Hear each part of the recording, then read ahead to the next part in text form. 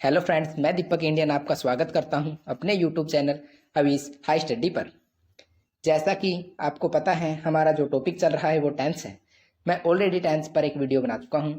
उसमें मैंने टेंस की बेसिक चीज़ें व पास्ट इंडेफिनिट टेंस को अच्छी तरह से समझाया था, और ये टेंस का दूसरा वीडियो। चलिए इस दूसरे वीडियो के साथ अपने टॉपिक को शुरू करते हैं। आज हम सीखेंगे पास्ट कंटिन्यू टेंस। कंटिन्यू शब्द का अर्थ होता है लगातार, यानी ऐसे कार्य जो भूतकाल में लगातार हो रहे थे उन्हें हम पास्ट कंटिन्यू टेंस में रखते हैं। चलिए अब हम इसकी हिंदी में पहचान देख लेते हैं। हिंदी में पहचान: जिन वाक्यों के अंत में रहा था, रही थी, रहे थे, वे वाक्य पास्ट कंटिन्यू टेंस में आते हैं। चलिए इसे कुछ एग्जाम्पल के जरिए समझ लेते हैं। राम पत्थर लिख रहा था, इस वाक्य के अंत में है रहा था, तो यह पास्ट कंटिन्यू टेंस का एग्जाम्पल है। दूसरा एग्जाम्पल देख लेते हैं। वे आम खा रहे थे, इस वाक्य के अंत में रहे थे हैं, तो यह वाक्य भी पास्ट कंटिन्यू टेंस का है। गीता कपड़े धो रही थी, इस वाक्य के अंत में भी रही थी है, तो यह वाक्य भी पास्ट कंटिन्यू टेंस का है। मैं पुस्तक पढ़ रहा था, इस वाक्य के अंत में रहा था, अतः यह वाक्य भी पास्ट कंटिन्यू टेंस का है। वह फुटबॉल खेल रहा था, इस वाक्य के अंत में रहा था है, तो यह वाक्य पास्ट कंटिन्यू टेंस का है। चलिए अब हम इसके फॉर्मूले को जान लेते हैं। सब्जेक्ट प्लस वाज या फिर वर्ब प्लस वर्ब की first form plus ING plus object. हर कंटिन्यू टेंस में वर्ब की फर्स्ट फॉर्म के साथ आईएनजी तो लगेगा ही लगेगा। मैं पहले वाली वीडियो में भी आपको सब्जेक्ट और ऑब्जेक्ट के बारे में पढ़ा चुका हूँ। चलिए फिर से एक बार सीख लेते हैं दोबारा से। सब्जेक्ट जिसे हिंदी में कर्ता कहते हैं, काम को करने वाले को कर्ता यानी सब्जेक्ट कहते हैं। और ऑब्जेक्ट जिसे हम हिंदी में कर्म कहते हैं, यानी जो कार्य हुआ है वही कर्म है, ये ऑब्जेक्ट है। चलिए इन्हें भी हम एग्जाम्पल के जरिए समझ लेते हैं। राम पत्थर लिख रहा था, इस वाक्य में कर्ता कौन है, काम करने वाला कौन है, वो राम है, तो राम क्या है, सब्जेक्ट।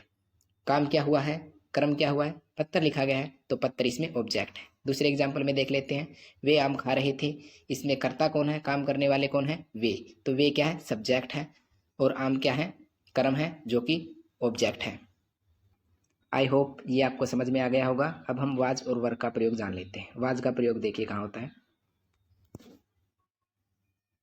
वाज का जो प्रयोग है वो सिंगुलर नाउन के साथ होता है। कहने का मतलब है एक वचन संज्ञा जो एक वचन हो। एग्जाम्पल देख लेते हैं किस प्रकार की होंगी। जैसे Ram, Aman, Sita, a boy, a girl, brother, ETC. जैसे अकेला राम हुआ, अमन हुआ। और इसके अलावा जो हम वाज का और भी प्रयोग करते हैं, देखिए किसके साथ प्रयोग करते हैं, वो है सिंगुलर प्रोनाउन यानी एक वचन सर्वनाम। एग्जाम्पल देख लीजिए।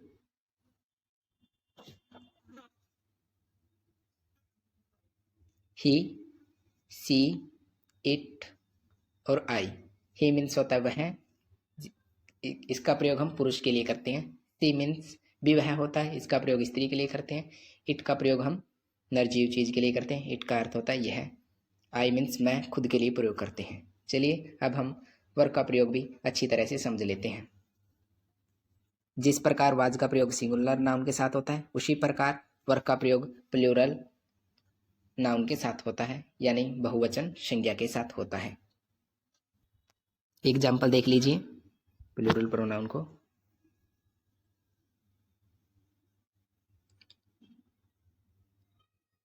जैसे Ram and Shyam, boy, girls, dogs. ठीक है, राम एंड श्याम बहुवचन हो गया। बॉय एस लगा है तो ये बहुवचन हो गया। गर्ल्स के साथ एस लगा है तो ये बहुवचन हो गया। डॉग के साथ एस लगा तो ये बहुवचन हो गया। और जो वर्ग का प्रयोग है वह प्लूरल प्रोनाउन के साथ भी होता है। देखिए इनके एग्जाम्पल्स। प्लूरल प्रोनाउन कौन से हैं देख लीजिए। जैसे we, you, they, etc। We means हम, यू मीन्स तुम, दे मीन्स वे। यू का प्रयोग हम सदा प्लूरल फॉर्म में रखते हैं, चाहे ये सिंगुलर के लिए ही प्रयोग क्यों न हुआ हो। एग्जाम्पल को इंग्लिश में ट्रांसलेट करने से पहले हम जो कल वर्ब हमने की थी उनको दोहरा लेते हैं। देखिए हमारी पहली वर्ब थी कुक, जिसका अर्थ था पकाना, और सेकंड फॉर्म उसकी कुकड, और थर्ड भी सेम कुकड। ठीक। कुक मीन्स पकाना, कुक कुक्ड कुक्ड। दूसरी वर्ब थी राइट, जिसका अर्थ है लिखना, राइट रोट रिटन। वाश धोना, वाश वाश्ड वाश्ड। रीड पढ़ना, जिसकी तीनों फॉर्म सेम थी, रीड रीड रीड। ईट मीन्स खाना, ईट एट ईटन। आशा करता हूँ कि ये वर्ब्स आपको याद होंगी। चलिए एग्जाम्पल को सोल्व करते हैं। राम पत्थर लिख रहा था। इस वाक्य में कर्ता कौन है? वो राम है, और राम क्या है? एक वचन है, अतः इसका प्रयोग हम क्या करेंगे? वाज का प्रयोग करेंगे। ऑब्जेक्ट क्या है इसमें? पत्र, तो लेटर है। ठीक। वर्ब है राइट, जिसका अर्थ होता है लिखना। राम, इसके साथ लगाया हमने वाज, राइट और इसके साथ आईएनजी और object letter. Ram was writing letter. वे आम खा रहे थे। इस वाक्य में वे क्या है? सब्जेक्ट है, इसे इंग्लिश में दे कहते हैं, और इसके साथ क्या लगाएंगे? हम वर लगाएंगे, क्योंकि दे क्या है? बहुवचन है। दे वर ईटिंग मैंगो। गीता कपड़े धो रही थी। इस वाक्य में सब्जेक्ट क्या है? गीता है, और ऑब्जेक्ट क्या है? कपड़े हैं, और गीता सिंगुलर है, अतः इसके साथ हम किसका प्रयोग करेंगे? वाज का। और धोने की वर्ब क्या है? वाश। तो इसको ट्रांसलेट कर लेते हैं। Geeta was washing cloth. मैं पुस्तक पढ़ रहा था। इस वाक्य में मैं क्या है? सब्जेक्ट है, और ऑब्जेक्ट जो है वो पुस्तक है, बुक है, और पढ़ने की वर्ब हमारी क्या है? रीड। तो इस प्रकार हम इसको ट्रांसलेट करते हैं। I was reading book. वह फुटबॉल खेल रहा था। वह सब्जेक्ट है, फुटबॉल ऑब्जेक्ट है। वह, ही, इसके साथ हम प्रयोग करेंगे वाज का। He was playing football. आशा करता हूँ कि ये सब आपको समझ में आ गए होंगे। यदि फिर भी नहीं समझ में आए तो कमेंट में लिखना, मैं उसका सॉल्यूशन ज़रूर निकालूंगा। ये पास्ट कंटिन्यू के सिंपल सेंटेंस थे। अब हम पास्ट कंटिन्यू के नेगेटिव सेंटेंस को भी सीख लेते हैं। अब हम सीख लेते हैं पास्ट कंटिन्यू नेगेटिव सेंटेंस को। चलिए इसका फॉर्मूला जान लेते हैं। इसका फॉर्मूला है सब्जेक्ट प्लस वाज या फिर वर प्लस नोट प्लस वर्ब की फर्स्ट फॉर्म प्लस आईएनजी और प्लस ऑब्जेक्ट। चलिए एग्जाम्पल्स जान लेते हैं। राम पत्र नहीं लिख रहा था। नेगेटिव वाक्य है, इसको सोल्व कर लेते हैं। राम सब्जेक्ट है, इसके साथ वाज का प्रयोग लगाएंगे और फिर नोट। राम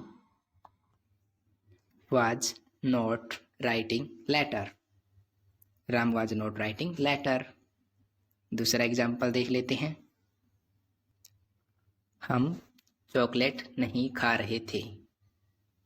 हम वी, और ये बहुवचन है तो इसके साथ लगाएंगे हम were. We were not eating chocolate. चलिए तीसरा एग्जाम्पल देख लेते हैं। अमन किताब नहीं पढ़ रहा था। Aman was not reading book. Aman was not reading book. चलिए अब हम इसके इंटेरोगेटिव सेंटेंस को भी समझ लेते हैं। Past continuous interrogative sentence formula है वाज या फिर वर, फिर सब्जेक्ट, फिर वर्ब की first form plus ING plus object. याद रखना वाज या वर सब्जेक्ट से पहले आएंगे। चलिए इसके एग्जाम्पल देख लेते हैं। क्या वह पुस्तक पढ़ रहा था? ही सब्जेक्ट है, इसके साथ हम वाज लगाएंगे, तो पहले वाज का प्रयोग होगा। Was he reading book. Was he reading book, और लास्ट में क्वेश्चन मार्क। क्या तुम चॉकलेट खा रहे थे? तुम सब्जेक्ट है, तो इसके साथ हम लगाएंगे वर। जैसे कि मैंने बताया था, यू को हम प्लूरल फॉर्म में रखते हैं। Were we eating chocolate. तीसरा एग्जाम्पल है क्या मैं कबड्डी खेल रहा था? सब्जेक्ट हमको इंग्लिश में भी कहते हैं, वर का प्रयोग करेंगे। Were we playing kabaddi. आज के लेक्चर को समाप्त करने से पहले मैं आपको होमवर्क के तौर पर कुछ वर्ब देता हूँ, इसको याद कर लीजिए।